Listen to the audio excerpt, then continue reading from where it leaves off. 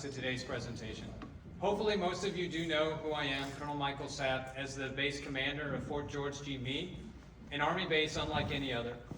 I'm honored to be able to provide the opening remarks today, and I'm proud that you all are part of the nation's senior and premier platform for intelligence, information, and cyber. Every day, service members, civilians, and contractors like you are projecting power. You're projecting it in the forms of ones and zeros instead of beans and bullets. And every day, you, your teammates, your loved ones are enduring and ensuring the safety and security of the United States and its people. Battling the world from a desk here at Fort Meade. The images, the cuts, the externals, the internals, and all the light that fill your head with the dark knowledge of the dangers around us, of the ugliest aspects of humankind, and even the heartbreaking impacts on the loved ones that are left behind after successful attacks. Because yes, even our adversaries do have loved ones. And to top it all off, most of you aren't even allowed to talk about those specifics outside the office. It's one hell of a burden to bear. And it can take its toll on you, and it can take its toll on those closest to you. Which brings us to why we're here today. I am extremely grateful to Colonel Noyce, to Addison, and to the 70th ISR Wing for making this event happen today. We are extremely honored to have General Gregg F with us. His bio is out there for you all to see, and I know that he's had countless opportunities to hear others recount his long list of achievements and experiences, but I'll sum it up to today's presentation. Hopefully most of you do know who I am, Colonel Michael Sapp, as the base commander of Fort George G. Meade, an Army base unlike any other. I'm honored to be able to provide the opening remarks today, and I'm proud that you all are part of the nation's senior and premier platform for intelligence, information, and cyber. Every day, service members, civilians, and contractors like you are projecting power. You're projecting it in the forms of ones and zeros instead of beans and bullets. And every day, you, your teammates, your loved ones are enduring and ensuring the safety and security of the United States and its people. Battling the world from a desk here at Fort Meade. The images, the cuts, the externals, the internals, and all the light that fill your head with the dark knowledge of the dangers around us, of the ugliest aspects of humankind, and even the heartbreaking impacts on the loved ones that are left behind after successful attacks. Because yes, even our adversaries do have loved ones. And to top it all off, most of you aren't even allowed to talk about those specifics outside the office. It's one hell of a burden to bear. And it can take its toll on you, and it can take its toll on those closest to you. Which brings us to why we're here today. I am extremely grateful to Colonel Noyce, to Addison, and to the 70th ISR Wing for making this event happen today. We are extremely honored to have General Gregg F with us.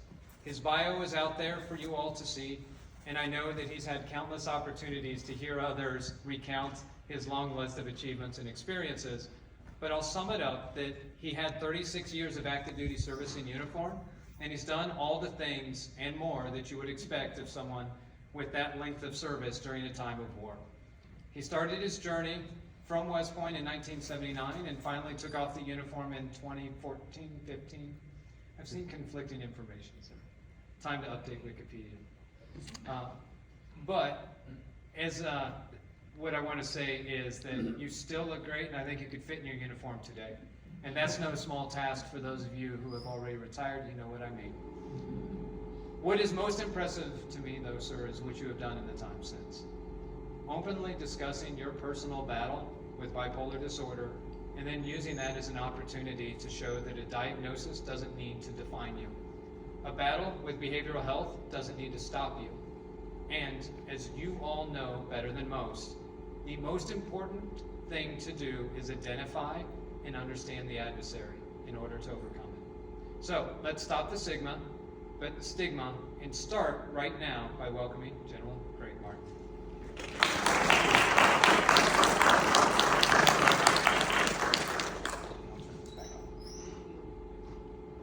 Thank you. Now we set me up. Thank you, sir. I'm so excited, General Martin, that you're here. We met a couple of months ago when you did a webinar. And you've been very, very busy these days. I know you're on a panel at the Association of the United States Army this week, as well as Johns Hopkins. Right, yes. Yes. Do we need the mic? Do we need the mic? Yes, no? No one wants to admit it? No. Okay, good. Then we're going to not try to pass it back and forth. So, let's see. Colonel Sapp did give us a little bit of a rundown of your bio, but what is your bio missing? What else do you want those in attendance here today to know about you? Okay, so I had, as Colonel Sapp said, can everybody hear me okay? Very successful Army career. In high school, I was the top student, athlete, leader, went to West Point, graduated near the top of the class, Army Ranger School, and then all the way through my Army career, nothing but success, top ratings. The Army gave me the opportunity to go to grad school at MIT. They said, get one master's degree, and I came out with 2 masters and a PhD, and I did Army Command and General Staff College at the same time. I tell you that because I was born with the genetic predisposition for bipolar disorder. I was born with a bipolar brain, and I was on the bipolar spectrum, which means it started very low, but it grew inch by inch over many, many years. And what it did is it gave me tremendous benefits in terms of energy, drive, enthusiasm, problem-solving skills, creativity.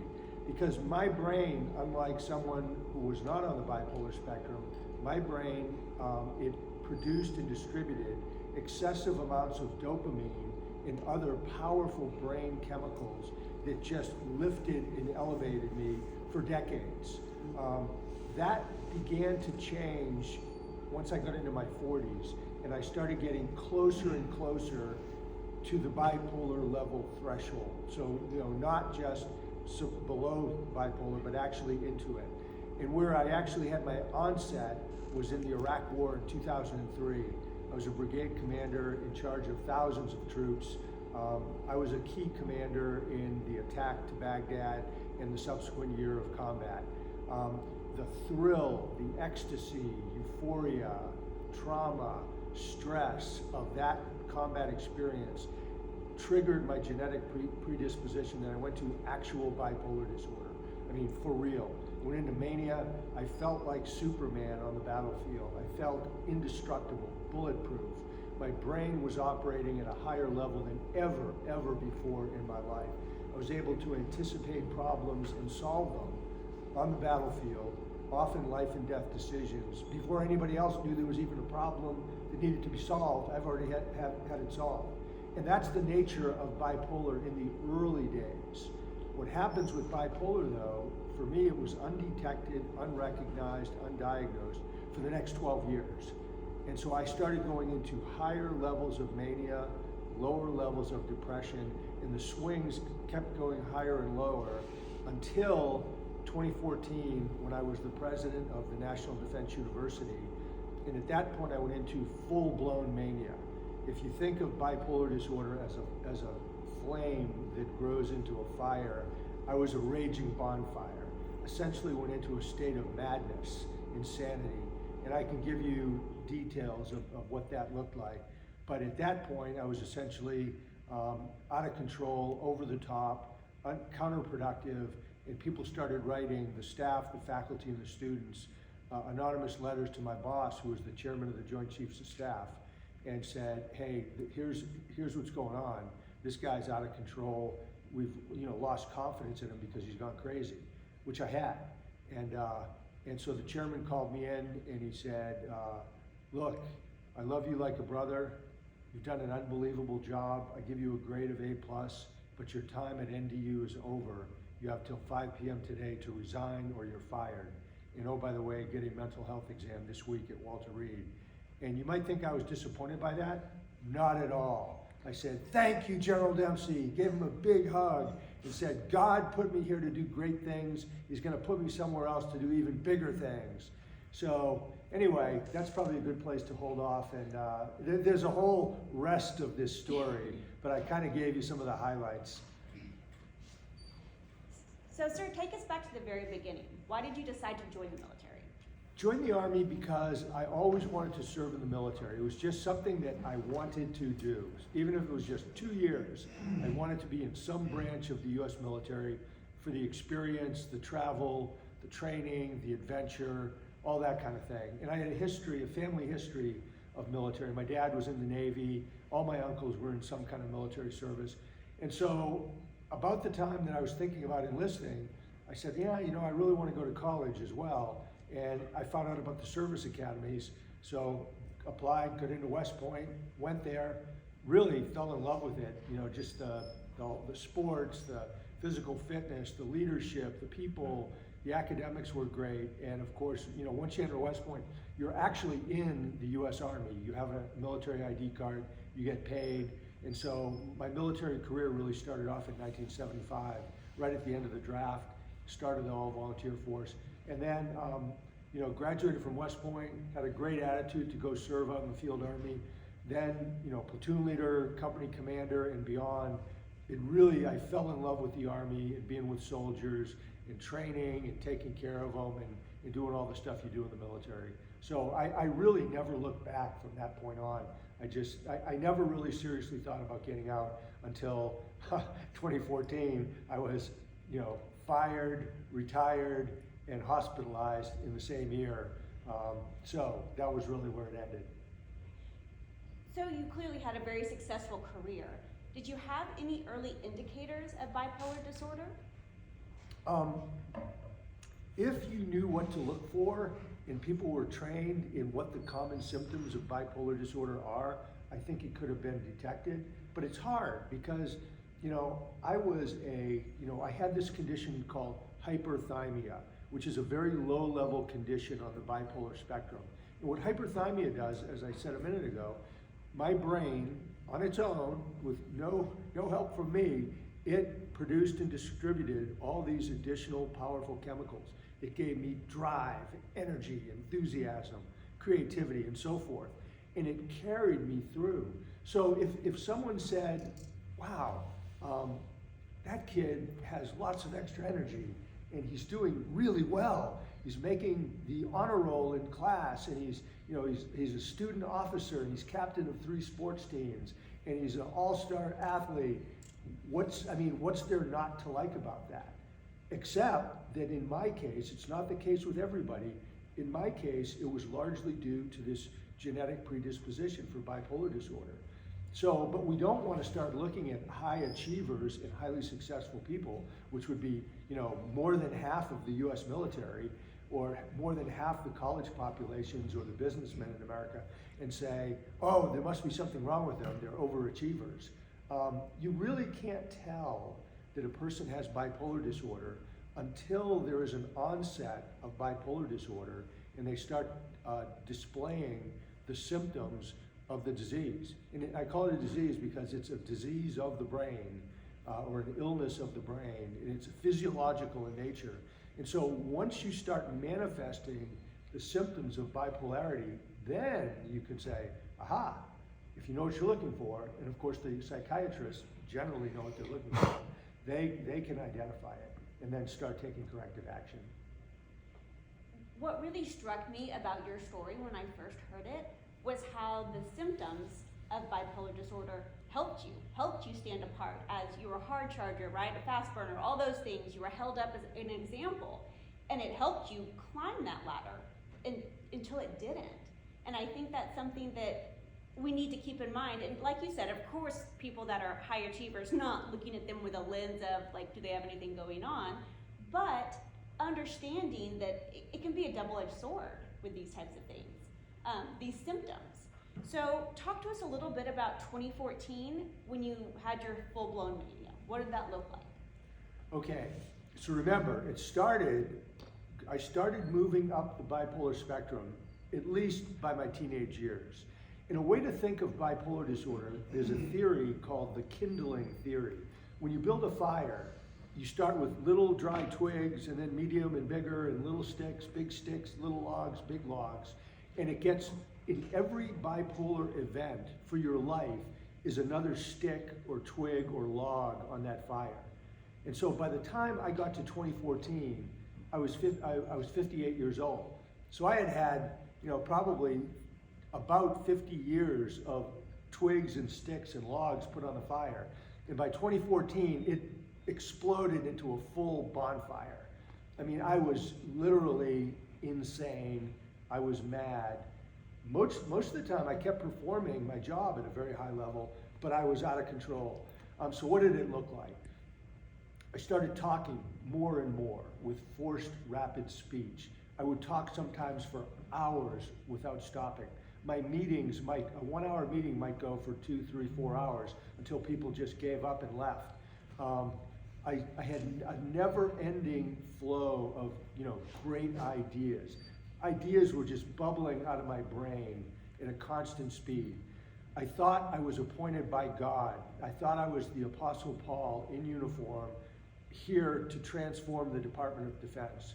I had a vision of a thing called the Global Security University, which I thought up, and I preached it, and I was like an evangelist for this idea to everybody.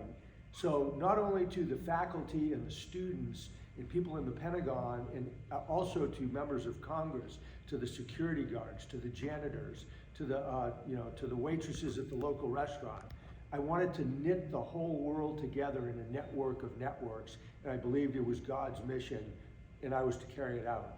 I saw the Holy Spirit descend numerous times. I saw demons attacking our house, and I put Bibles and crosses and holy water up, and then I saw the demons attack and do a U-turn and take off the other way.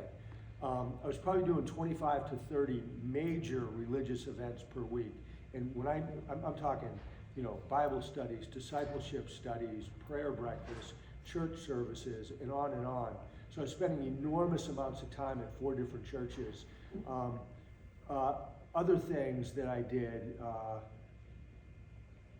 stopped doing paperwork, stopped doing administrative stuff. I would completely forget events, just forget them. It wouldn't stick in my mind, and I'd miss meetings, events, engagements. Another big, I'll just tell you a few things as well. My son's college graduation. We lived at Fort McNair, so we had a plan to get down to his college downtown with vehicles and everything, and I was a designated driver to bring family members. And at the last second, I decided, I'm gonna ride my bike. And so I jumped on my bike and took off. And I got to the college soaking wet. And of course, there had to be a big, kerfluffle over who was gonna ride with who. I got to the graduation, and I was dancing, doing twirls, doing chest bumps, yelling hooah, doing high fives, the whole graduation, just out of control. I could go on and on. I would go out, I virtually got no sleep for 3 months, like no sleep at all.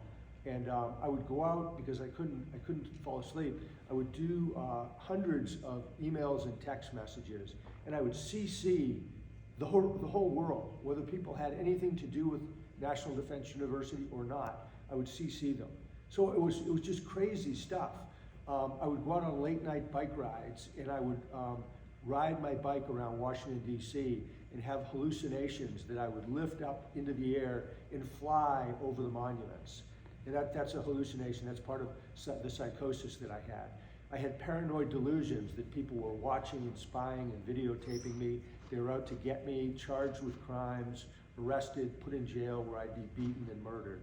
I would wear gym clothes to work, and people would say, hey, General, aren't you supposed to be in uniform? And I'd say, hey, I get paid to think, and I can think better in my gym clothes. And I could go on the book. If you read the book, it's just chapters of information and examples like this. Already there are numerous psychiatrists who are saying it's the greatest book ever written on mental illness or bipolar disorder, because it's so detailed, it's so rich, it's so personal. So anyway, if you want more detail, just read the book. So that definitely gives new meaning to the good idea fairy. Yes. Yes, it does. So with that, how did you said you were grateful when General Dempsey finally said that you needed to have an eval. Had anyone asked or suggested that you get help before that, and were you open to that?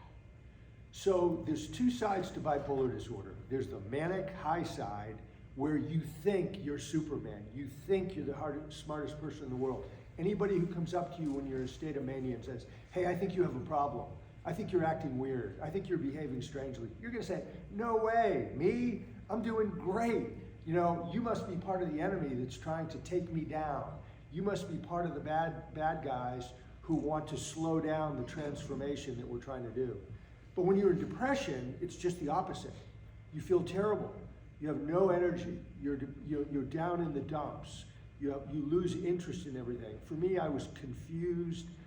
I was indecisive. I was withdrawn from people. I went from being an extrovert to an introvert. So during my depressive phases, particularly after I got home from Iraq, where I went into a big depression after a year of mania in combat, I went to the doctor twice that year and said, there's something wrong with me. There's something wrong with my brain. I am always high energy my whole life, and I have no energy. I feel terrible. After work, the only thing I want to do is drink alcohol. And they said 2 times, 2 doctors said, you're fine, there's nothing wrong with you. So they couldn't they couldn't connect the dots and see that there was a pattern of bipolar behavior. And then later I went again when I was in depression. But when I was manic, if anybody said, hey, there's something wrong, go to the doctor, I wouldn't have believed them. And that's how most people in mania are. But when I got fired and taken out of command, General Dempsey gave me an order to go get a mental health exam. So I did. And I got 3 of them. First one said, fit for duty, there's nothing wrong with you. They were flat wrong. So then my boss in the Pentagon said, get another one. So I got the second one, fit for duty, nothing wrong. Then, the boss said, I want a third one. Same thing, nothing wrong, fit for duty. And I was insanely manic. But that doesn't mean you're jumping around like a lunatic all the time. I mean, I was still, even when I had full-blown mania, I was meeting with members of Congress, 4-star generals, heads, CEOs of big corporations, occasionally to the White House for one reason or another. And so you can still have perfectly coherent, rational conversations with this high-functioning brain where people say, oh my God, that was the smartest person I ever met in my life. I mean, I couldn't believe how intelligent he was, that he could tie together everything from world events down to, the soldier in the foxhole. And so, that's how I was. And it wasn't until after those 3 evals, which really, they infuriated me because that gave proof to my paranoid delusions that people were out to get me. Because if there's nothing wrong with me, why did they say all these things were wrong with me? Because the doctor said I'm healthy. So then I was like, really in a rage against the people who had, written stuff against me. But what goes up with bipolar disorder must come down. So I was really high, and then I came down into crippling, hopeless depression, terrifying psychosis, which are delusions and hallucinations. And then a few months later, I was in such bad shape with depression, psychosis, I went on my own to the doctor, to the same one for a few months earlier, and said, hey doc, there's something wrong with my brain. I am sick, and here's what is going on in my life. And then he was able to connect the dots and say, aha, you have bipolar disorder type 1 with psychosis. But until that point, what did they see when Greg Martin came in? They saw stars on the shoulders, they saw success, great career, and so the doctors were intimidated because of my rank and success. And they couldn't see through the mask that inside of my head was a very sick brain. So you talk about that, the doctors not being able to, and I don't want to say that they weren't able to appropriately diagnose, but signs were missed to put the whole picture together. And I would agree with you that your rank probably played a part in that, and there was some intimidation, but how would you suggest that we change that screening process? Were there questions that they could have asked you, or could have the assessment been different to put those pieces together sooner rather than later? Right. What I believe happened, and I don't have total proof of this, but I think that my chain of command did not pass all the files to the doctors saying, here's all the statements, from the people at NDU that say Martin has gone crazy. I don't think that happened, and I don't think the doctors reached over to the chairman's office and said, give us the reasons why you sent this guy to see us. So that's called collateral information in the medical world. So they didn't get the collateral information, because if they had, it would have been a pretty easy diagnosis. I don't think it would have been hard at all. They could have connected those dots. So collateral information is one thing. I do think it's really important for medical professionals to treat all of their patients basically the same, whether they're a private or an admiral. Treat them the same, look at them the same. They're basically a human being who's got a health problem, and the fact that you're a flag officer or you're a Sergeant E5 or a Spec 4 shouldn't really make a difference on how they assess and diagnose you. And so those are two of the things that I would recommend. So you talked a little bit about your terrifying psychosis, the hallucinations that you were having. You've also mentioned to me that you had passive suicidal ideations. Can you talk to us a little bit about that? Sure. I went through a period, so by the time I got my diagnosis, which was in November of 2014, a couple months before that, I was really in bad shape with the depression and the psychosis. So I entered what I call 2 years of bipolar hell, and I talk about it in detail inside the book. So bipolar hell had no energy, no interest in anything I used to be interested in. All I wanted to do was die. I had continuous ideations of my own death, and the ideations consisted of a couple things, typically. One was that the people who were plotting against me, that they succeeded, and that I would get arrested, convicted, put in jail, or I'd be beaten savagely, and then murdered, stabbed in the back, and then I would die face down in a pool of my own blood, gurgling in the blood. So that was one, and this was in vivid color, happened every single day, over and over and over again, very frightening. The other one was that an invisible force would grab hold of me and throw me underneath a rapidly moving 18-wheeler truck, and the truck would rip me apart, so my arms and legs and head and all bloody and stuff would go flying off to the side. And then similarly, this same invisible force would grab the hands of the person driving and steer us into an abutment or another oncoming truck. So I had those continuously. And when I didn't know that they were suicidal ideations, but they are. I learned that at the VA. And the VA doctor that treated me was really good. Every doctor you go to, civilian, military, VA, they ask, are you suicidal? Well, I've actually never been suicidal. I never wanted to take my own life. Do you want to hurt yourself? No. But this guy asked, do you have morbid thoughts of death or dying? And I said, yeah, all the time, every day, continuously, for practically 2 years. He said, tell me what they are. So I did, and he said, aha, these are passive suicidal ideations, and they're very, very dangerous because they can morph instantaneously from being passive to active. And once it becomes an active suicidal ideation, the next step is to develop a plan, and then the next step is to kill yourself. And so he said, hey, you need to go in our inpatient psych ward for a while. So I spent 2 weeks in the psych ward, and then I spent 4 more weeks living in a dorm in the hospital, the VA hospital. And it was time very well spent. The VA hospital I went to, White River Junction, Vermont, was superb.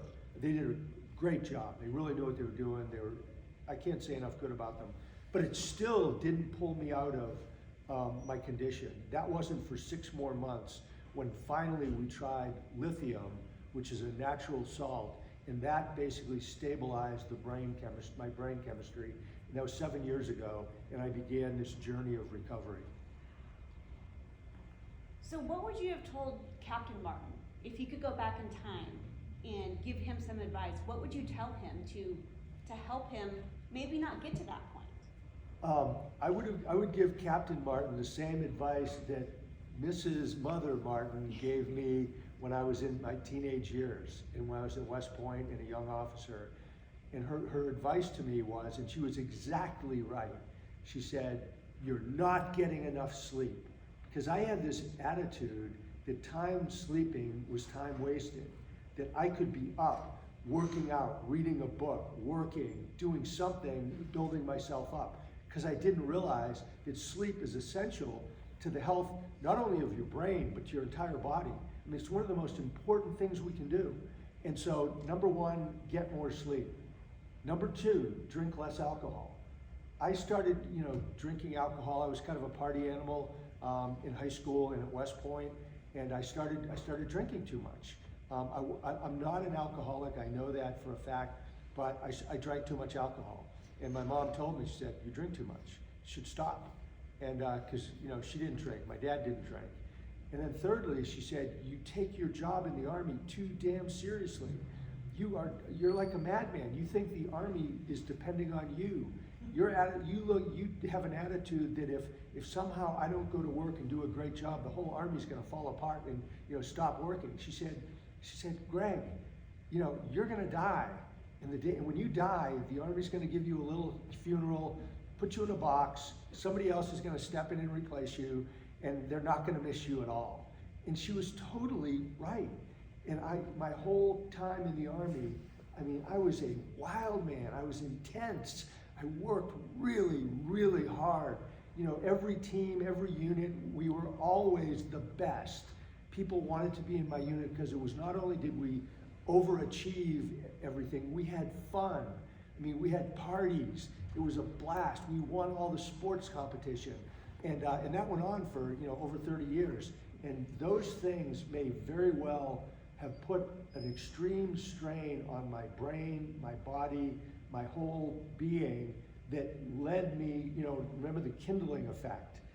The kindling effect. So all those years, the things that I was doing and the behaviors I was living, I was throwing more and more wood on the fire. So by the time I got in my 40s, I had bipolar onset at 47. By the time I got to 58, I had full-blown mania. By the time I was like 60, I was in bipolar hell. All of that contributed. You talk about the buildup as a kindling, and you've also described post-bipolar hell as a journey. And you just mentioned that you were inpatient, but that your recovery didn't fully begin until 6 months later. So why do you call it a journey, and where are you in that journey today? So bipolar disorder never goes away.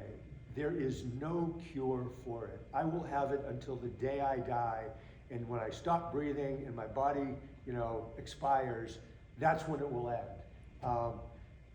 So the reason I call the book I call it Bipolar General, My Forever War with Mental Illness, because it is a forever war. It's never going to stop.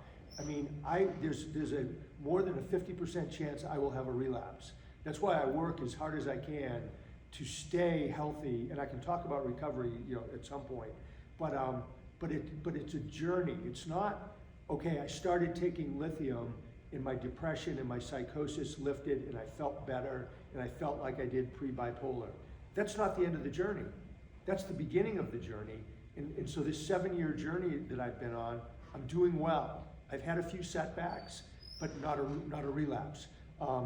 I've got to stay really stable. I have to take medication for my brain chemistry to keep it balanced. I have to work with a therapist to keep my mind, squared away and being able to deal with problems and be able to manage triggers and that sort of thing. I have to live healthily, healthy diet, exercise, sleep, plenty of water, low stress. And then this thing I call the 5 Ps, which are number one, purpose. Really important that you develop a purpose for your life. And for me, it stared me right in the face. Sharing my bipolar story to help stop the stigma, promote recovery, and save lives. So that's what I do. That's why I'm speaking to you. That's why I wrote the book. The second thing is people. Surround yourself with people who are fun, energetic, upbeat, make you happy to be around. Third thing is place. Live in a place that enables you to do the things you want to do and be with the people that make you happy. Fourth is perseverance. Perseverance in recovery is super important because you're going to have setbacks, you're going to get knocked back, and you have to get up and keep going and never quit. And then finally, the 5th P is presence. which is a fancy word called metacognition. And what that means is thinking about your own thinking, getting out of your own head and saying, wait a second, what am I thinking? Why am I thinking that? Is that accurate? Holding it up to objective truth. And what you often find is the thoughts, especially with someone with mental illness like me, a lot of times you'll find that the things you're thinking are not accurate. They're wrong. And if you follow them and you can't resolve it, you can end up making bad decisions. You can go the wrong directions. You can do things that you really regret. And so those are the 5 Ps plus the other things. And I've got to do that for the rest of my life. One of the reasons I wanted you to come and talk to individuals at Fort Meade is because a large portion of our population has a clearance, a security clearance. And because of that, there is a lot of stigma, and there's a lot of myths that kind of surround that if they seek any type of mental health, that they're going to lose their clearance. And that is not the case. It's been debunked multiple times, but it still persists. It's one of those rumors that seems to never die. So what would you tell somebody who might be thinking that they need mental health, but they think, oh, if I go, talk to a psychiatrist or a psychologist, or if I can get in at all, then, my clearance is gonna be taken. Or, there's my livelihood, my career's over. Addison, the way you just put it, I think is really, really well. I've talked to many, many people that work in the medical channels. They work at Walter Reed and other places. And they say that every single situation, every person is taken on a case-by-case basis. And if you think about it, before 9/11, the 9/11 wars, people with PTSD were being put out of the military. Can you imagine that? Now we have thousands of people with PTSD continuing to serve. People with depression who took medication for depression were being pushed out of the military.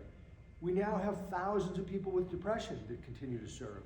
And so on. I mean, traumatic brain injuries people are serving, moral injury, survivor's guilt. I've even learned recently that people who have bipolar disorder type 2, which I have bipolar type 1.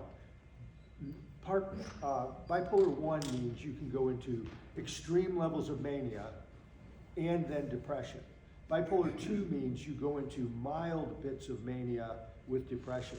People with bipolar 2, I actually know half a dozen of them, and they recently told me they came time for their security clearance review, and they wrote down the name of, they said, yes, I have bipolar disorder type 2, which is not as severe and risky as type 1. They put it down, they wrote up the little thing saying what their condition was. They gave the name of their psychiatrist with a phone number, and the clearance people that do the background checks, went and called the soldier or the civilian. They went and visited or called the psychiatrist. And 6 people in the last couple months have told me they got their security clearance renewed for bipolar type 2. I mean, that's tremendous. So even the old rumor that if you had any bipolar, you'd be pushed out, it's not true. Still, bipolar 1 is a different animal. And for the most part, people with bipolar type 1, even if they're in a stable place, are generally being med-boarded out because that's what the military thinks needs to be done. And I mean, the way I was when I was in full-blown mania, I shouldn't have been in the military. I should have been separated. And if I hadn't had a pinpoint retirement date, I would have been med-boarded and separated, and I wouldn't complain about that. So, sir, and I'll pause for just a moment. We are lucky enough to have some individuals that do the adjudications for security clearances. So I just wanted to give y'all the opportunity to identify yourself and any comments or anything you'd like to add to what was just discussed. Absolutely, sir. Thank you for really what is, I think, a very heartfelt and honest, brutally honest depiction of what you went through for that. My name is Michael Priester. I'm one of the psychologists at ECSA, the Security Clearance Agency. And what you said was exactly correct. We do look at cases on a case-by-case basis. And a lot of what you mentioned, I think, is very important to understand from the perspective of relapse, because, as you said, when somebody's manic, they oftentimes feel on the top of the world. And if a mental health professional says, I think you could benefit from a little bit of a mood stabilizer that would help level out those highs and lows, an individual who's acutely manic is much more likely to say, I don't need that. Right. Or when they get to that point again, say, maybe I don't need these medications anymore, I'm feeling good. And so I think that that's one of the big things that we look at, is that are people following medical recommendations? And are they really doing what you're needing to do in this kind of a process of recovery to really take care of themselves? So it couldn't be a more powerful message from a leader that you can have behavioral health struggles and still be a very significant contribution to national security. Well, thank you, sir. Appreciate it. And sir, you mentioned that you have 2 sons Yes. and that they have both been diagnosed, correct? Yes. Or they show symptoms. No, they've been diagnosed, yeah. Can you tell me a little bit about that? What does that feel like as a parent? I have 2 children. I mean, it's a genetic possibility to pass down to your children. So how do you Right. feel as a parent? And then how do you help them maybe manage their illness better than you were able to? Right. So both, 2 of my 3 sons, both had their onset of bipolar and were diagnosed in high school when they were about 17. And they're both in their 30s now. Really tough. They're very talented, super smart, handsome, good personalities, excellent character. I mean, they're terrific guys. But having bipolar disorder has made their life extremely hard. School has been very hard. Holding a job steadily has been really hard. Relationships have been hard. So just as an example, I mean, they haven't been able to hold a steady job. They just haven't been able to do it. One of my sons, actually, during the surge in Iraq, when the Army was really desperate for manpower, he enlisted in the Army and got a waiver for his bipolar disorder and other conditions. And he served with Special Forces for 8 years and he did really well. But what happened is he then got terrible PTSD in Afghanistan, as a Special Forces guy. And so then that, really compounded the problems in his brain. And so, he ended up, he got married. The young lady knew his mental health condition, married anyway, and then she divorced him for a variety of reasons. So he is now getting good medical help. The oldest one, he's got Army TRICARE medical help. He's got 100% VA disability, so he's getting care. The younger one is an artist, so he, starving artist. He has, can't hard, you don't get jobs as an artist, and so he has no health insurance. He doesn't have anything. They both have been on and off medications. They haven't been steady. Like I've been, good. I take my meds every day because I never want to go into a relapse, but they haven't, because they miss the hypomania, the high that makes them feel so good. So it's been hard. One of the things that has made me much smarter is the 3 of us have developed kind of a close relationship because we share bipolar disorder and we talk about it. And they are good, they watch me, they're good battle buddies. But what did there was, it'll come back to me. Okay. So speaking of Oh, family, here it is. Lots of people have gotten a hold of me and said, my son or my daughter is all messed up. And they have, PTSD or TBI or bipolar disorder or whatever. And they need help, so they come home. And then they go out of control and they start drinking or taking drugs. And the parents throw them out. And then they're out in the street, they're homeless, they get in altercations with the police, they end up in jail. And then the next step is dying. I mean, once you're in jail with a mental illness, there's a good chance you're gonna get killed, either in prison or by suicide. And so I've talked to so many people who have this terrible situation. When our son, who had the bipolar and the PTSD and TBI and everything like that, my wife and I just told him, you can stay with us as long as you want. You just stay with us and take that pressure off him that he has to get a job and pay for his own apartment and everything. And eventually we think he'll come around and he'll be doing okay. But I'd rather have him at home, which is where he is, than have them in the street or dead, which is a very, very real possibility when you look at our veteran population. So, sir, and I think you and I must have a great brain link, because I was going to ask you, speaking of family, if you think a person in your family has a mental condition, what would you recommend? And I understand in your situation, it works for y'all that y'all are able to provide a place for your son to be, especially with the military and PCSs and moving around. That might not necessarily be feasible for everyone. So do you have any advice that you would give another person that fears maybe their spouse or their child is suffering from a mental condition? I mean, there's really two things. There's access to care, which military and veterans are really fortunate. I mean, that we have two systems that we are, likely can be taken care of in. And like for me, now that I'm over 65, I also have Medicare, which is, it's good. And the healthcare in the part of Florida I live in is good. There's lots of psychiatrists and psychologists and therapists. So you have people like me and that are taken care of in terms of access, but you have a lot of people who need help and they can't get the access. I mean, that's a much bigger societal problem of funding and resourcing and the government paying more money and opening up care for people who are poor and who don't have the insurance and that don't have these benefits. But what would I tell people?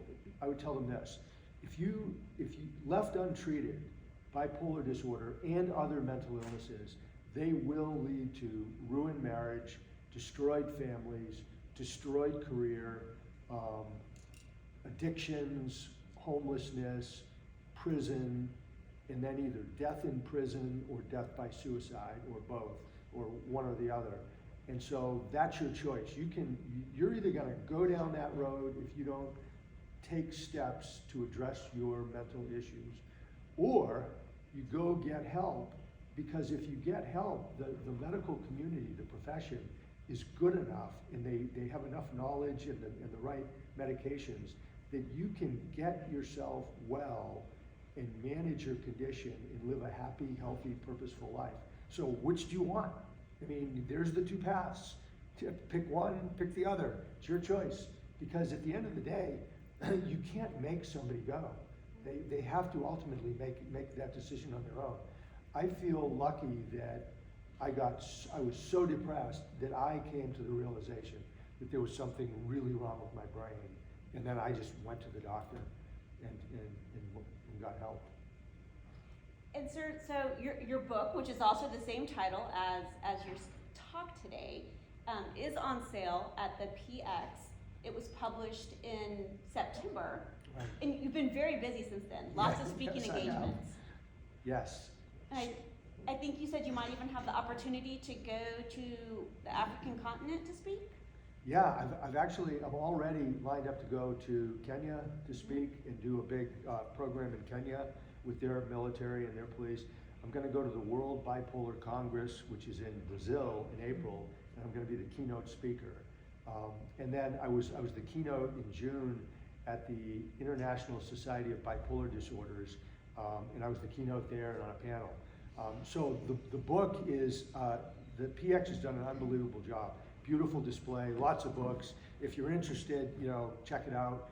The book already in a month is rated, it's been given a flag #1 bestseller on Amazon already. The feedback, I've gotten tons of feedback. Amazon has actually run out of books multiple times. It's only been out for a month. So they run out, and then they have to call the Naval Institute Press to get them a whole bunch more books so they can keep selling them. So it's really going well. The feedback I've gotten is absolutely incredible. There are, I've had over a dozen medical school professors who are psychiatrists who specialize mostly in bipolar disorder, who have gotten a hold of me to do what they call grand rounds or give a lecture to the hospital, to the med school. I've already done a bunch of those. I've many, many more all the way out till the spring.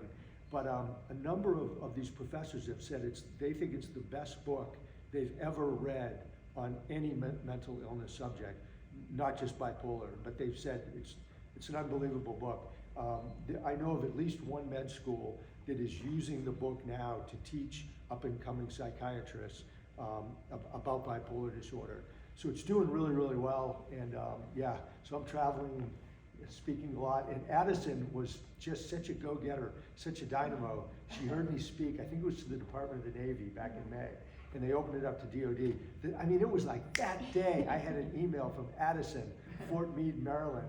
You gotta come here, you have to come. And I even asked her, I said, hey, can I do it like virtually? She said, no, I want you in person. So here I am. And I truly appreciate that, sir, I do. Why do you think, I mean, certainly there have been other authors, speakers that have shared their experience with mental illness or bipolar disorder. What do you think sets your story apart from theirs? There are some really good books written about bipolar disorder and other mental illnesses. I think the edge that I have from what my publisher told me and others have said is that the book is really well written. So it's really well written. I wrote it completely myself. I didn't have a ghostwriter, so it's very authentic. And then I tell the story of what happened. So people say they learned a lot about the Army by reading the book, because I'm very, real and honest about my Army experience. And then when we get into the mental health stuff, it's totally honest. So I have zero embarrassment, zero shame, zero stigma about any of this stuff, because it happened. I mean, it happened. I mean, there's no denying it. And, it's physiologically real inside my brain. Just like diabetes and cancer and heart disease are real. They happen to you. It happens physically. Bipolar disorder and other mental illness, they happen for real inside the most complicated organ we have, which is the brain. So it was that kind of reality thing. And then I put this piece where my wife and 3 sons all gave their testimonial, which has really, really grabbed people. So I think that's big. I think the picture on the front that's the picture right there. The picture really it grabs people. It really does grab. And then I think the title is really good. I mean, Bipolar General. It's like, it really grabs people. And then the subtitle, My Forever War with Mental Illness. Like, what does that mean? It's a war that's never gonna end. All I can do is manage it. So I think it's kind of the combination of those things that has really grabbed people and made a difference. Well, and I would also say, I think your candor is another reason. There's a lot of people that deal with mental illness, but would certainly never admit it. Right. Unfortunately, because that stigma is there. So I think I appreciate your candor for sure. Oh, you're welcome. I mean, I actually am grateful that, the disease could have killed me. I mean, I could easily be dead. I've had many, many doctors who have told me that you were in such terrible shape that bipolar disorder was taking an effect on your body that could easily have led to a heart attack or a stroke, and you could have died.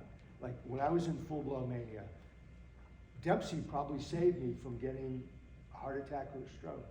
And so I'm really kind of, I'm sort of grateful. I'm really, in a way, I know this is gonna sound weird, but I'm kind of proud that I had bipolar disorder so badly, it was so acute, and that I pulled out of it. I'm like, yeah, it's like I went through the hardest ranger school ever. That's just the manic phase. So we do have time built in for some questions. And I made all these wonderful QR codes, but since we're such a small group, if you do have questions, no need to use the QR code. We can just talk about them right now. So I'm going to ask one more question and maybe give you an opportunity to think of your question, and then we can come to any questions you may have. So with that, sir, we've touched upon quite a few things in the last hour. Is there anything we haven't covered that you would like to share? Oh boy.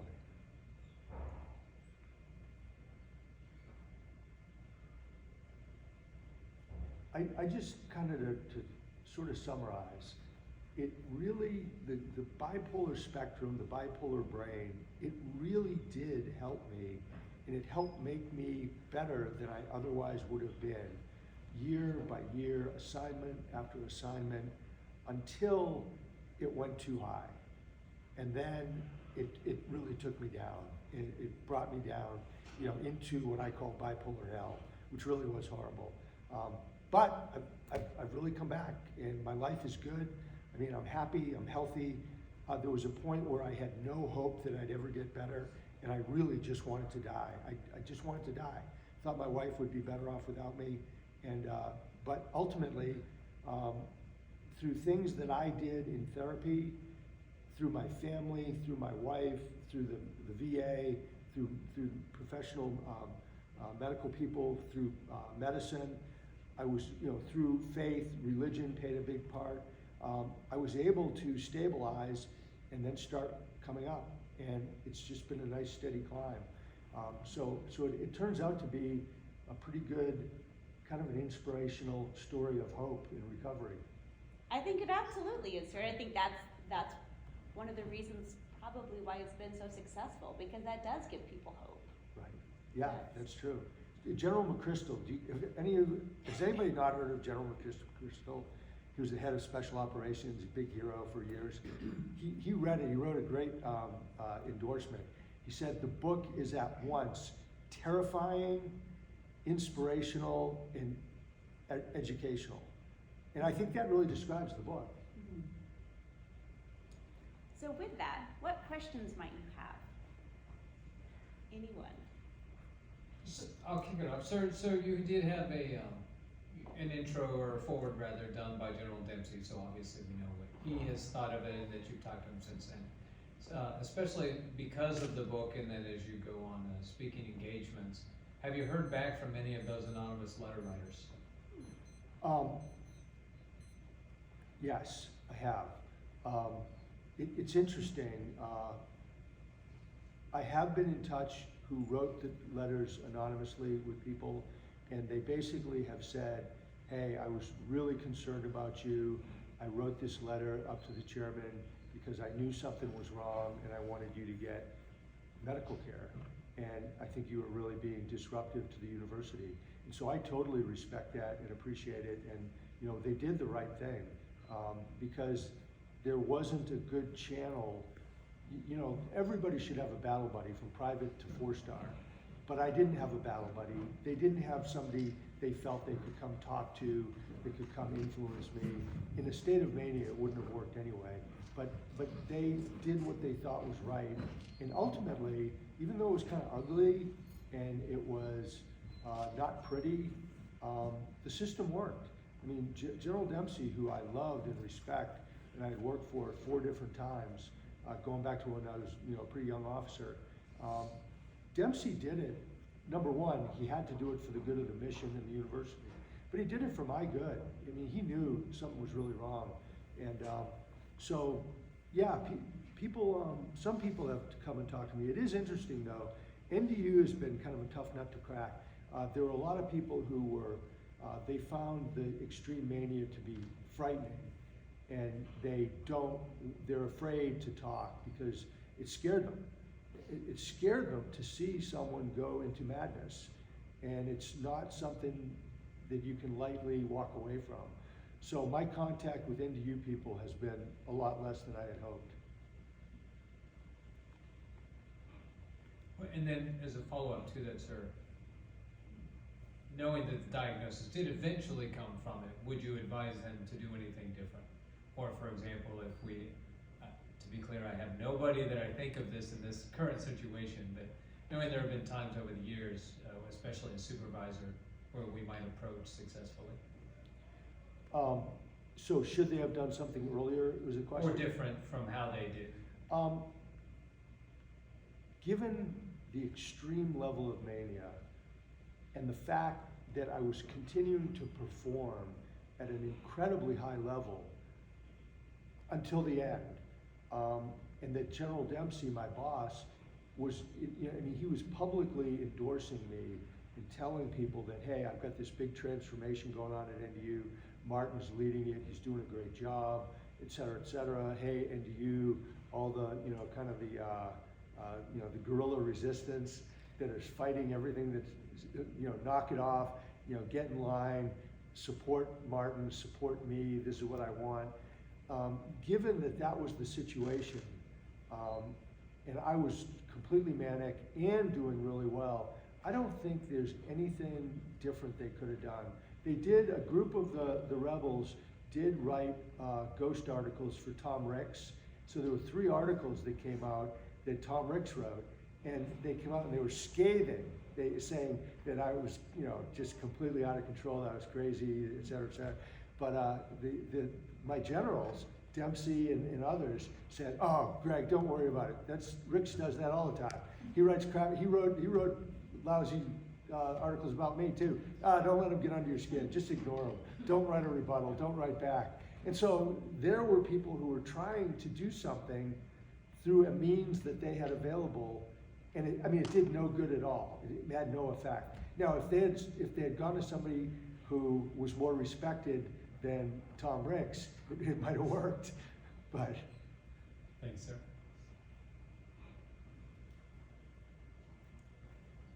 Yes, ma'am. I'm interested in the chemistry of the dopamine that you're referring to. So you said it started showing itself when you were in your teens. Then you mentioned something happened when you were 40 years old. What phase was that? Was that, and then I guess at the big point at 2014. So what was chemically going on with your brain that towards 2014, was that an uncontrollable amount of dopamine and lack of sleep? I guess I was trying to understand that a little bit. yeah, I would say in the build-up, going from teenage years into my 40s, it was ever increasing production and distribution of dopamine primarily, but there are other chemicals too. There's endorphins, there's other ones, but I'm not really an expert on the chemistry of it.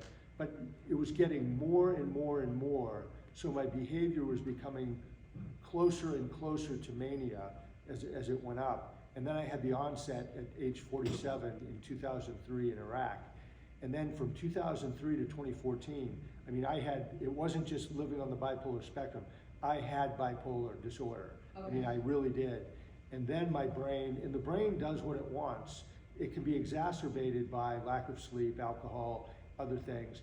But it started again producing more of these chemicals. I would go into higher mania, then it would produce less and I would drop, and then more and more until by 2014, it was just, it was full throttle. It was making as much of these chemicals as it possibly could. It was flooding my brain with them. And I was just, one of the doctors said that I don't know where he came up with this number, but he said it's 17 times higher than the biggest high you get from ecstasy. Wow. Or higher, way higher than what you get from cocaine. These brain chemicals are so powerful. Another way to think about it is through spectral imaging, they can now take photographs of what the brain is doing. And when it's manic, it lights up, it's yellow and orange and red. And when it goes into depression, when the chemicals start to recede and you don't have all the synapses and the electrical connections going on, it turns dark blue, dark purple, black. And that's when you're in depression. Thank you. You're welcome. General, you mentioned the genetic disposition and spoke about your sons. From now that you can be in a place where you're more retrospective, have you had suspicions perhaps of your parents, aunts, uncles, or other family members that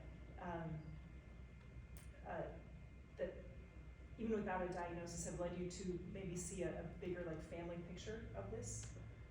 Yeah, great question. So the only known person who had bipolar disorder was an aunt of mine on my mother's side, and she was hospitalized, was prescribed lithium, so she had bipolar disorder for sure. I think both of my parents may have had a touch of it, a low level bipolar disorder, just based on their behavioral patterns and everything. But they never had real bipolar disorder, where it kind of took over their life and they had to be hospitalized and that sort of thing. And I think a couple of my sisters maybe have a low level of it, because I can kind of see it and recognize it. But they got checked out and the doctor said, no, you don't have bipolar disorder. But a lot of the doctors are just looking for like the full symptoms. It's not even like in the diagnostic manual for psychiatry, it doesn't even talk about a bipolar spectrum. So like what most psychiatrists are using is way behind the time of the knowledge level that we're at right now. That's what's so cool about connecting with these research professors that I've been lucky to connect with. I mean, they're so far ahead of the standard psychiatrists and the psychiatry books and stuff. That's amazing. So I think my sisters probably have a low level of it that's undiagnosed. So if I could follow on just based on that, so it's interesting to me when you mentioned like talking to a doctor, and it seems like just a review of the symptoms, whereas when I hear genetic disposition, to me that sounds very scientific, i.e. like a DNA test, or I'm sure there's a different term for that, but it sounds like that wasn't the case, it's just based on symptoms. Is that an accurate assessment, or is there another like test? And maybe the I think I work with education, but I'm not a doctor, so. Okay. Sorry. But is that your takeaway, really? It's just more based on symptoms than an actual like DNA or some other scientific diagnosis? Yeah, that's how they make the diagnosis, based on the symptoms, and they're trying to match up your behaviors against what the book says the symptoms are. But they now are confident, with I think 100% confidence, that there is a bipolar DNA gene out there, that it is out there, that it is in the human body, in the brain, and you are either born with it or you're not born with it. But unfortunately, they've not identified what the gene is. They don't know what it looks like. They haven't been able to pinpoint it. There's no test that you can take that says, oh, okay, you have the bipolar gene. And then you would know some of the things you could start to do are to minimize the chance for an onset, which is generally, it's the combination of having the genetic predisposition with some traumatic, stressful event. Could be like, could be any number of things. Terrible car crash, sexual assault, somebody getting murdered that you cared about. Any number, war is one, possibly one. So they're working hard to identify it. And what they ultimately want to do is be able to do a blood test and be able to identify whether you have it or not. But it's not, the state of science isn't there yet. Great, thank you. Sir, if I could ask a follow-on to that. So hearing where we are right now, most of the diagnosis is what you as the patient are communicating to your doctor. So that takes one, self-awareness, and two, honesty, that communication. So I mean, it could be very easy to not give your doctor, whether on purpose or by accident, an accurate picture of what is going on for someone to make that diagnosis. Absolutely, you just nailed it. And that's where it's so important to get with collateral information. Talk to spouse, family, friends, colleagues. But a lot of times, the patient has to be the one to approve that. And if they disapprove it, then it's just them talking to the doctor. And how much is the doctor going to learn in a 15-minute appointment? It is very, very difficult. All these different factors make it hard for a doctor, even a good doctor, to properly diagnose. And then once you do diagnose, which could take years, because it's just you, the patient, talking to the doctor, unless you can get the collateral information. And then it also is generally a very long process to get the right medications that will work for your brain.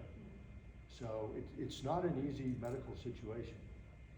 And I would imagine that would be exacerbated if you're in the military and you're moving every couple of years, or even if you don't move, even if you're stuck at Meade forever, your PCM might move every couple of years. And so there may not necessarily be that continuity, I say may, be the continuity of things, of your healthcare. Right. So in a perfect world, if you got to run the Defense Health Agency for a day, what would you recommend changes, broad strokes changes that could maybe help us diagnose and treat mental illness better? I would say, first off, everybody in society and in the military should have basic education and training on what are the common symptoms of the most common mental health conditions. So, I mean, I was around people for, decades with bipolar disorder, and nobody knew what bipolar disorder was. So if they'd have known what the symptoms were, they may have been able to identify it and help me, to address it earlier. So I think that's number one. And that should be happening out in school. It should be treated, mental health issues should be treated the same way physical health issues are. I mean, we do PT, but what do we do for our brain, mental health?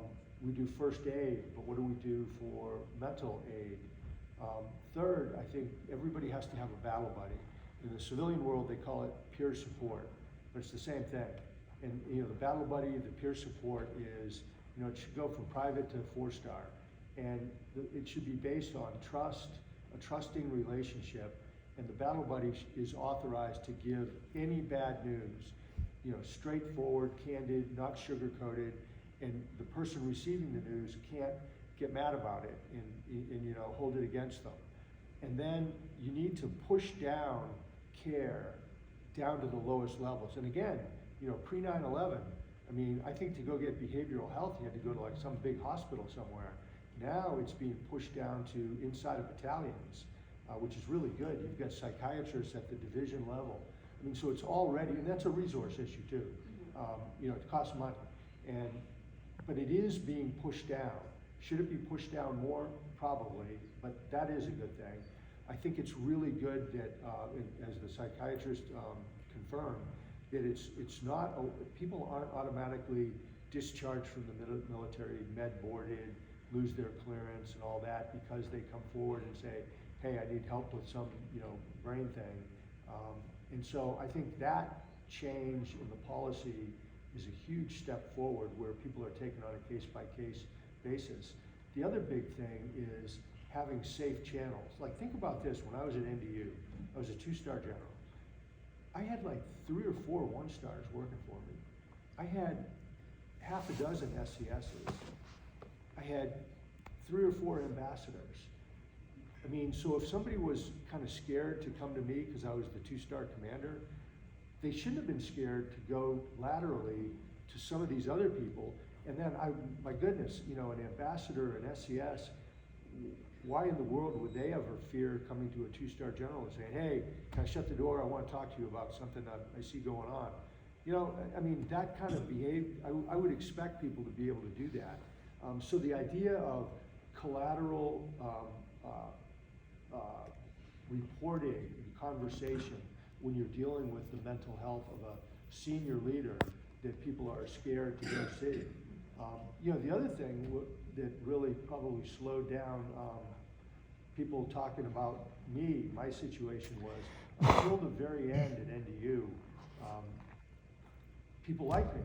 They wanted to work for me because I was fun to be around, and it was funny, and we achieved, and we did great things, and so people wanted to be on my team, and so they didn't want to hurt me was part of the deal. But did that answer? Did that help at all? No, I think so, sir. Okay. I think so.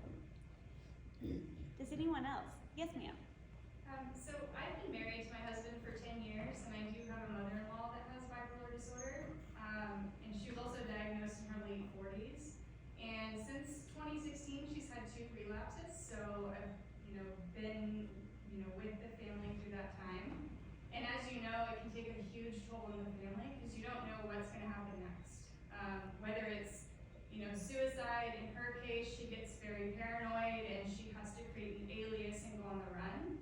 And so what supportive measures do you recommend for family members who are dealing with somebody who is in the midst of mania? How can they be supportive for that individual? That is a great question. It's so hard because, like I talked about, when you're in mania, you don't think there's anything wrong. You think you're brilliant. You think everything you're doing makes sense. And so you don't listen to people who are trying to talk reason and truth to you. You just reject it out of hand. Unfortunately,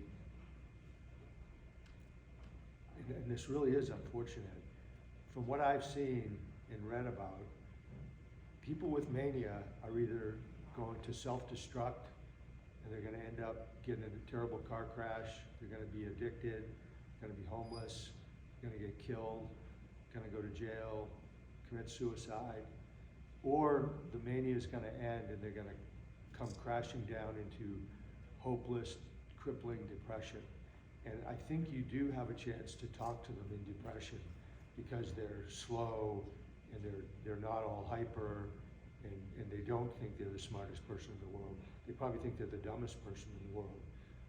And they're horrible people, but at least they might listen to you. I think all you can do is try to be supportive, loving, kind, which is really hard because a lot of the manic symptoms can be angry, agitated, aggressive, mean, full of rage, name calling. I mean, they can be really nasty. But I mean, I think that's the only thing you can do that's going to help them. Try to get them in to see help. If you think they're really bad, try to get them hospitalized. And you know, the hospitalization at least keeps them safe and stable until they can begin to listen to reason or begin to come down off a manic high. I mean, it's not a good news story. No, it's not. It's difficult. It's very difficult to deal with. So, And I think my husband is really the one. I think you mentioned earlier that you kind of had this paranoia that everybody was out to get you. In her case, she is very like that, and so my husband is the only one really in the family that can talk any reasoning into her. So, I think it's, you know, she doesn't want to listen to anybody else, and so I think as the spouse, just trying to be really supportive for him as well, because I know it's difficult to kind of navigate through that situation. So, thank you. And I would lean heavily on the medical professionals and talk to them and seek advice. Any other questions? Yes, ma'am. Not so much a question, but just a comment and saying thank you for writing this. I think that it's important, it's gonna be impactful for individuals, not just diagnosed with bipolar, but with mental health diagnoses in general. I'm an inpatient psych social worker, and I'm gonna be putting this book on the unit. So, because I get patients who tell me all the time, I don't have hope. I don't know after getting this diagnosis, who am I? So having you write this book and seeing the work that you put in to yourself and you've come through it, I think it's gonna give other people hope. So thank you. You hit the key word, hope. I mean, because most people who go through what I went through, you know, and you know, your mother-in-law, the folks you deal with, you lose hope. You think you're never gonna get better, that it's impossible. But there is hope, and hope comes through other people. You know, so it's having that circle of people around you that give you hope and give you the strength to go on and get better. And then when you do get better, you can tell people, hey, I didn't think there was any hope, but there is. Thank you. Ma'am, you had a question? Hi, sir. I have 2 questions for you. My first question was, what treatment approaches were you provided that you found were the most effective and then the least effective? So when I first went in with terrible depression and psychosis at Walter Reed, they started giving me a whole bunch of different medications, and none of them worked. They were all, they just made me groggy, sleepy, did nothing to my symptoms. Then when I retired from the Army, shortly after that, I went to a civilian doctor. He gave me 2 medications that didn't really do anything for my condition, but later at the VA confirmed that those are good medications, stay on them, and I'm still on them today. But when I was at the VA, one of the strong medicines they tried was electroconvulsive therapy, which is shock treatment to the brain, because they couldn't crack the depression. The depression was just intractable. And so shock treatment is a way to crack through the depression, but it didn't work for me. I did 14 treatments, and luckily I didn't lose my memory, but you know, the 14 treatments didn't do anything. And the real thing that medically, in terms of chemical balance, that did the trick for me was lithium. Lithium really did it. It essentially, within 3 days, my depression went away, the psychosis went away. It created a ceiling and a floor in my brain.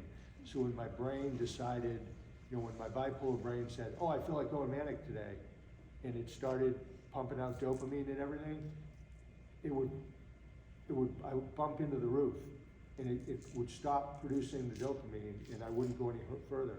When my brain would say, I want to go into depression, it would bump into the floor, and it wouldn't go any lower. So what it does is it puts me in this really good band, which is, you know, a pretty healthy band, which is good.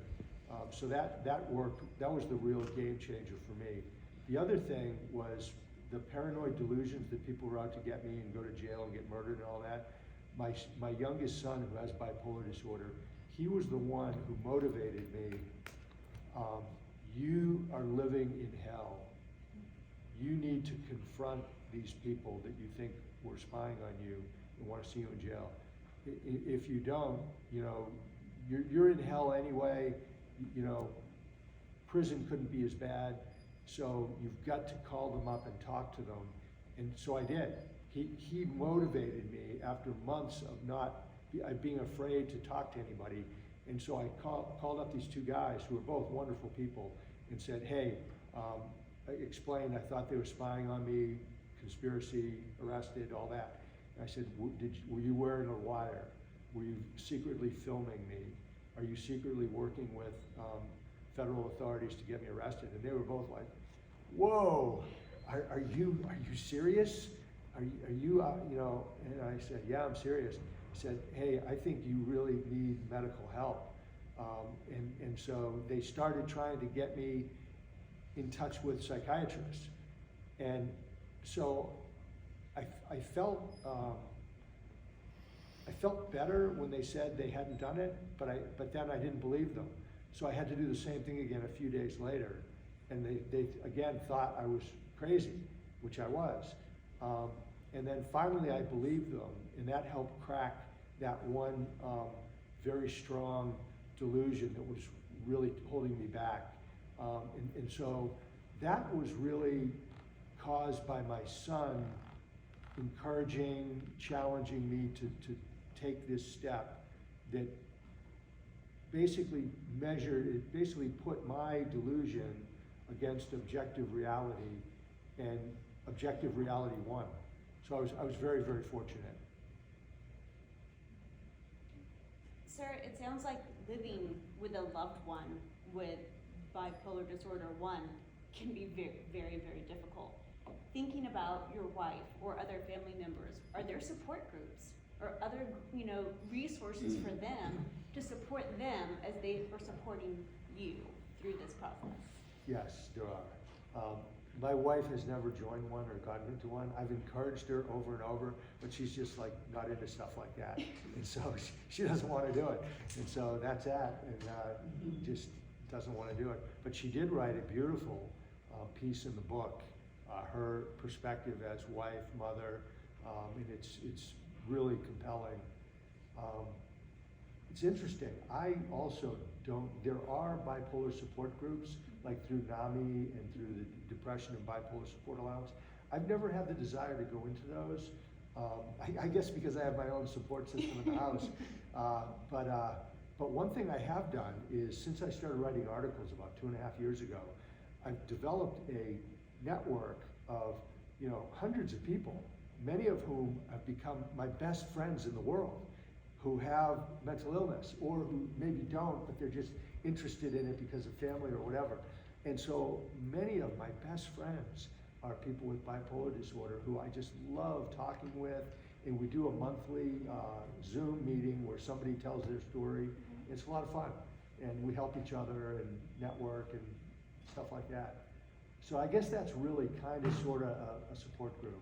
I was gonna say, it doesn't have to be someone coming together, you know, in a group saying this is a, you know, name support group, but I would absolutely say that those situations are support groups.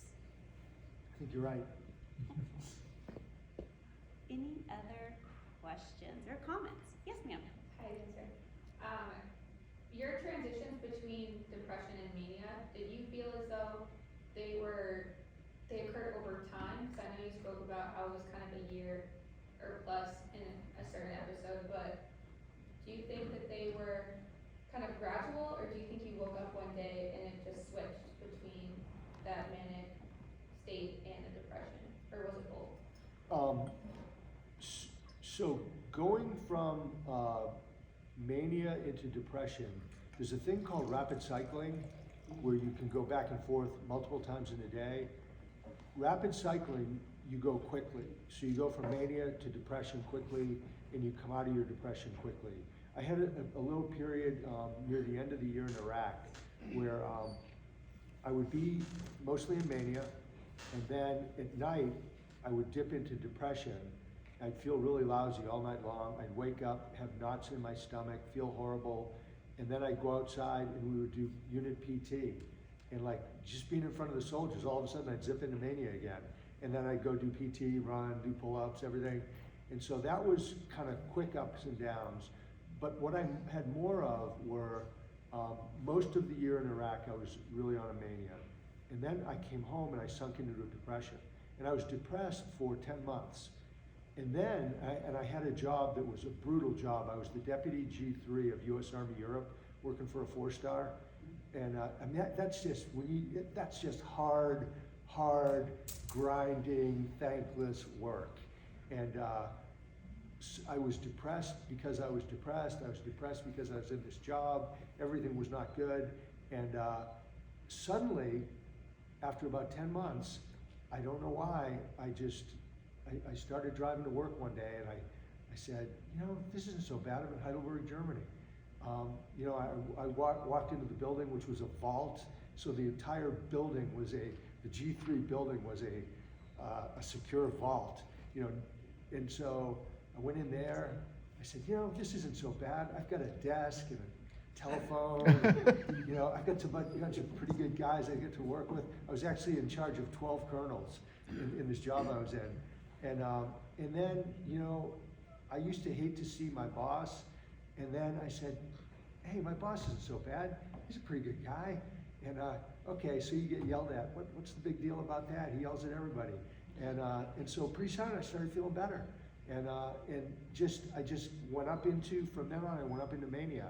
And so I think these transitions just happened relatively quickly. Within like a day or two, I just would go up or down. So it wasn't a long, slow thing. It was pretty abrupt. So, sir, my takeaway from that is staff work is depressing. What I took. I think so. It definitely was for me.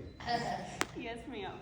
So I was just diagnosed bipolar 1 in August, and for a long time I always just kind of thought, well, I've been diagnosed with depression, manic depression, and things like that. But I noticed my husband would always notice when I would go into mania was music. Did your family notice any type of differences in music or anything like that with you when you would go through mania or depression? Yeah, so things for me with mania, music can really set me off. I mean, in a positive way, because it made me feel good, and it would start stimulating the chemical production. Dancing, very, very strong activity to lead up into mania. I mean, it elevated my mood. Intense exercise elevates mood. Alcohol, which is a really weird thing. When I was manic, I would have a desire to drink alcohol, and then the alcohol would make me more manic, and so I would keep going up. And so the drinking is not good because it does increase the mania. It also, on the other end, alcohol, when you're depressed, you want to drink to feel better, but the more you drink, the more depressed you get, the worse you feel. So yeah, those are some certain activities. You know, it was funny, before I had my onset of bipolar disorder, as I was getting pretty high, I actually learned, I didn't know I was doing this, I learned how to elevate myself into, you know, sort of a just below manic level, which they call hypomania. And the way I would do it, like if I had a big event coming up, like when I was a battalion commander, I used to do this a lot. If I had a big event, like I had to speak to the group, or we were gonna do PT, or some big thing going on, and I wanted to be like really fired up and, you know, way above my game, I would listen to intense music, I'd dance around, I'd go do intense PT, and stuff like that. I would do power verses from the Bible. Like this, the Bible's got these power verses that are like, if you believe like this is God talking to you, I mean, these things can like lift you up. And I would do that, and I would feel like Superman. I'd feel like Superman. So I'd go down to the battalion and like, you know, get everybody all fired up. And I love doing that.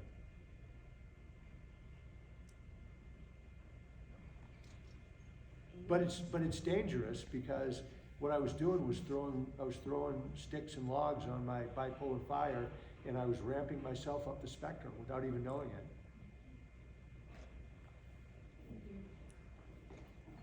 Any other questions? I think we're about, we are a little bit over our time, sir.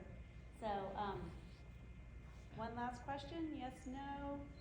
With that, I want to thank all of you for coming today and giving us a little bit of your afternoon. And sir, I can't thank you enough. I know it worked out timing-wise because you were here anyway, but I really appreciate you coming and talking to us in person, because it's been invaluable. Well, totally my pleasure. Thank you for having me. It's really an honor and a privilege, and I've loved, you know, being with you and getting to know you a little bit. And I've got cards if anybody's interested. It's got my website, email. If you want to continue the dialogue, I'd be happy to, you know, give you my card. We're going to head back to the bookstore to the PX, so if you want to get a book, the general will be there for about another hour. A signed copy, right, sir? Yes, absolutely. Well, thank you all very much. I can't thank you enough on behalf of the 70th ISR Wing for joining us today and giving us your support, and with you, sir, and giving you support. And hopefully everyone walks away from this with something, a little bit of something. So with that, I thank you, and y'all enjoy your weekend. Yeah, thanks. I will, sir. I will, absolutely. Thank you. Of course.